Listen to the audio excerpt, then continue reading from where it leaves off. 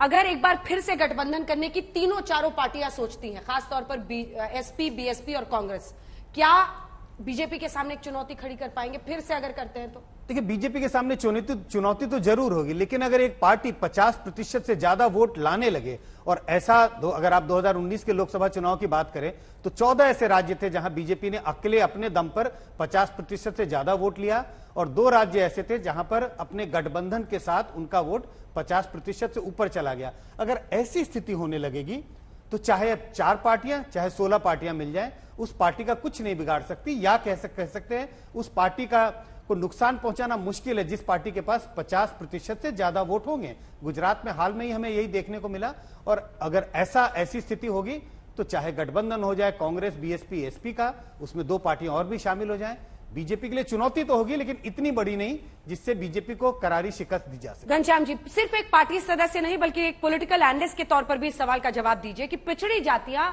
ज्यादातर Samajwadi party BSP के पीछे खड़ी रहती थी, हमेशा बीजेपी को वो नकार देती थी, लेकिन इस तरह का ट्रेंड क्या साफ संदेश नहीं दे रहा है कि 24 में कुछ भी करिए, हाथ भी मिला लीजिए, तीनों भी एक साथ आ जाइए, जैसा वो कह रहे हैं? और संजय जी न्यूट्रल तरीके से कह रहे हैं, अगर आप उनको ये कंसिडरेशन दे दें, हालांकि आजकल उंगलियां सब पर उठती हैं, तो फिर आप लोगों के लिए अभी से राह मुश्किल दिख रही है।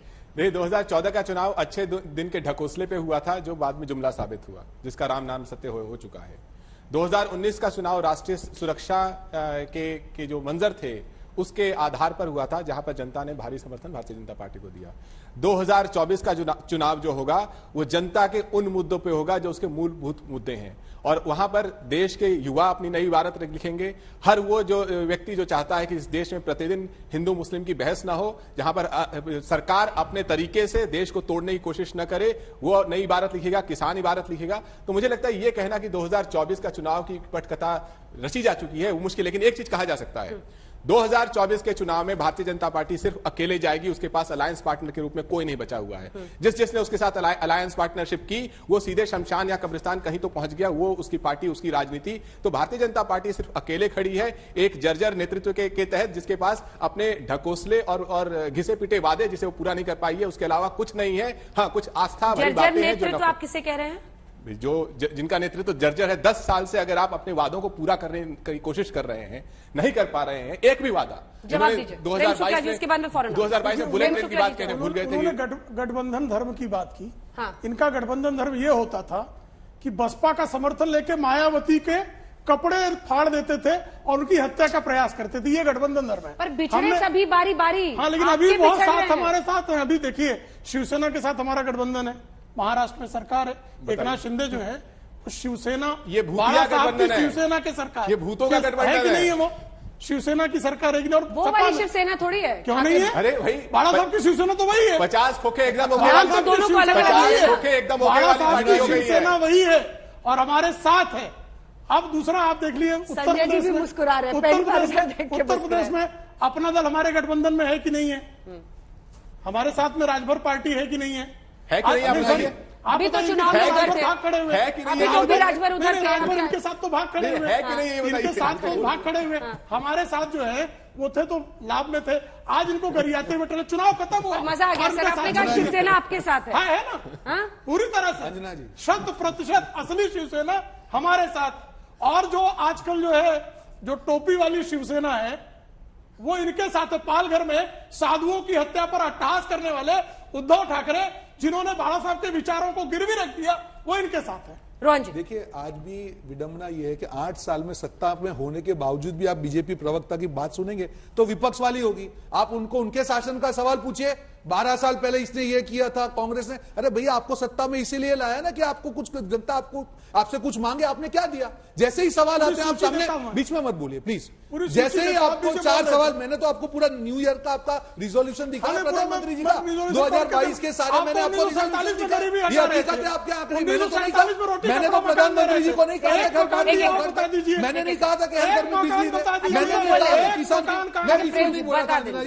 मैंने तो प्रधानमंत्री जी को नहीं कहा था कि ये कहे कि किसान की आय 2022 तक दुगनी होगी, मैंने नहीं कहा था। हर भारतीय को घर देगा, ये मैंने भी नहीं कहा था। बिजली मिलेगी, ये मैंने नहीं कहा था। तो उनके वादे में आपको दिखा रहा हूं। मुद्दा यहाँ पे क्या है अंजना जी, एक जो मैं हिमाचल की बात यहाँ पे करना चाहूंगा कि हमने हिमाचल में एक बार एक प्रयोग किया कि कुछ भी करके चुनाव को लोकल इश्यूज पर, जनता के इश्यू पर, बीच में मत बोलिए प्लीज, लोकल इश्यूज पे चुनाव को लड़ा जाए। आपकी मजबूरी है, अगर राहुल गांधी, ये आपकी मजबूरी है। राहुल फोबिया, 2 बजे भी रात को लेंस लेकर राहुल गांधी क्या कर रहे हैं, बोलते रहिए। हिमाचल में मुद्दों के हमने राजनीति की, लोकल मुद्दों पे जनता पे की, और यही भारत जोड़ो यात्रा का उद्देश्य है कि जब तक जनता के मुद्दे पे बात नहीं होगी तब तक ये यात्रा जो है इसी तरह से लोगों को जगाती रहेगी कि आप अपने मुद्दे पे बात कीजिए। जैसे ही जनता के मुद्दे पे बात होगी, ये जो कीचड़ जो है जिसमें कमल खिला हुआ है, कीचड़ साफ होगा, कमल मुरझा जाएगा, और देश की जनता अपने मुद्दे पे राजनीति करेगी और धर्म और जाति के मुद्दों पर राजनीति नहीं होगी। एक बार आपने हिमाचल का जिक्र किया तो रोहन जी, एक छोटा सा आपसे जवाब गुजरात पर, वहां पर आप क्यों फेल हो गए? वहां पर आपको क्या लगता है लोकल इश्यूज मायने नहीं रखते? वहां पर और साथ ही इस बार तो ऐसे इलाके जहां पर कभी बीजेपी नहीं जीती थी, कांग्रेस हमेशा गढ़ बनाकर रखती थी, 60 चुनाव दर चुनाव जीतती थी, वो भी ये छीन ले गए। देखिए बिल्कुल अंजना जी, आप जानते हैं कि जब एनालिसिस करते हो तो ईमानदार होना चाहिए। हमारी हार हुई, उसके कारण हम लोग भी स्टडी कर रहे हैं। पर मुख्य मुद्दा मुझे जो लग रहा है कि इस बार हमने जो कहा था कि हम माइक्रो कैंपेन करके, डोर टू डोर करके करेंगे, चुनाव प्रचार जिस प्रकार से लास्ट हफ्ते 10 दिन में हुआ, आप भी थी वहां पे, जो जनता का जो सिचुएशन था, लोग बहुत नाराज थे, पर कहीं ना कहीं उसको कैपिटलाइज करने में हम लोग जो है विफल साबित हुए। देखिए यही फर्क है हम और बीजेपी में। आप ये भाजपा को सवाल पूछिए हिमाचल पे, अरे नहीं घुमा घुमा के पूरे देश में लेके जाएंगे, अब इनके लिए तो हिमाचल देश के नक्शे में नहीं रहेगा, अब नाम ही नहीं ले रहे हिमाचल का, ये इनका हाल है। वहां पे उनके राष्ट्रीय अध्यक्ष है, वहां पे उनके केंद्रीय मंत्री अनुराग ठाकुर, सारी की सारी सीट वहां पे आ रहे, आज बोलने का उनको अधिकार नहीं है। आज मोदी जी ने वहां पे भी तो प्रचार किया था, वहां पे क्यों आ रहे? जवाब तो बनेगा। अगर क्रेडिट उनको दिया जाता है गुजरात का, तो डेबिट भी तो हिमाचल का उनको जवाब दीजिए। मुद्दा बताइए, आप क्यों नहीं दे पा रहे हैं? देखिए हम हिमाचल में 60 में 26 जीते, हम साफ हो गए। ये जो है गुजरात में 182 में तो 16 जीते, अरे क्यों वो बताइए, फिर बीच में चिल्लाने लगे। मैंने आपको कहा 3 चुनाव थे, तीनों में आप सत्ता में थे, तीनों हार गए, और तीनों का उत्तर दे रहा हूं आपको। एमसीडी में हमारा वोट परसेंटेज बढ़ गया, हिमाचल प्रदेश से 0.9% से आ रहे हैं।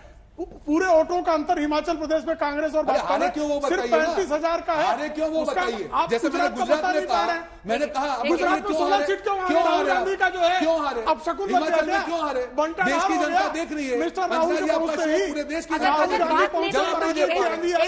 नहीं दे पा रहे हैं। बात नेतृत्व की है तो फिर आपसे एक सवाल, आम आदमी पार्टी दिल्ली में उनका शासन, 2 राज्यों में, अगर हम क्षेत्रीय दलों को देखें, आप लोग अखिलेश यादव का इतना दम भरते हैं, उधर नीतीश कुमार भी बहुत दम भर रहे हैं और उनकी उम्मीदें दिख रही हैं 2024 को लेकर, लेकिन आम आदमी पार्टी 2 राज्यों में, क्षेत्रीय पार्टी का निकलना दूसरे राज्यों में, लेकिन ये काम समाजवादी पार्टी कर पाई, न जेडीयू कर पाई, न बीएसपी, कोई ऐसी क्षेत्रीय पार्टी नहीं कर पाई है, वो कर पाए हैं। अखिलेश यादव या अन्य नेता ऐसा क्यों नहीं कर पा रहे हैं, अगर उनको बार बार कहते हैं मोदी को चुनौती देनी है तो?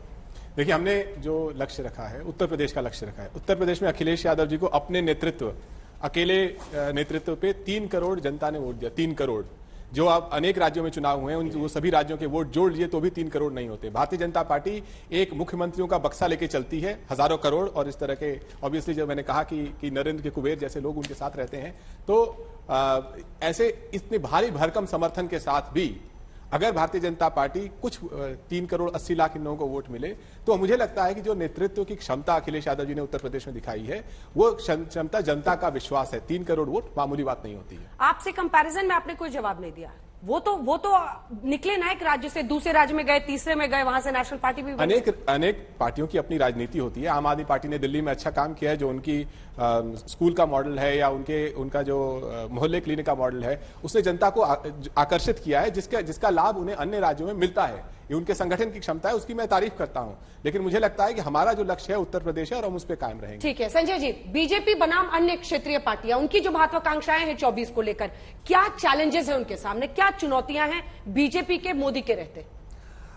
देखिए अगर अलग अलग राज्यों को देखें और इलेक्टोरल कंटेस्ट को देखें, बीजेपी ने उन राज्यों में प्रदर्शन बहुत अच्छा किया जहां उनका मुकाबला कांग्रेस से होता है। जिन जिन राज्यों में बीजेपी का मुकाबला रीजनल पार्टी से होता है, वहां पर उन्हें चैलेंज ज्यादा फेस करने को मिलता है। चाहे हम बंगाल की बात करें, उड़ीसा की बात करें, आंध्रा, तेलंगाना, ऐसे तमाम राज्य हैं। तो आने वाले 2024 के चुनाव में भी बीजेपी के लिए उन राज्यों में चुनौती ज्यादा है जहां एक रीजनल पार्टी की सरकार है। बीजेपी को उसके लिए अलग से तैयारी करनी पड़ेगी, और मुझे लगता है बीजेपी के लिए शायद रास्ता आसान है उन राज्यों में जहां उनका मुकाबला सीधे कांग्रेस से है।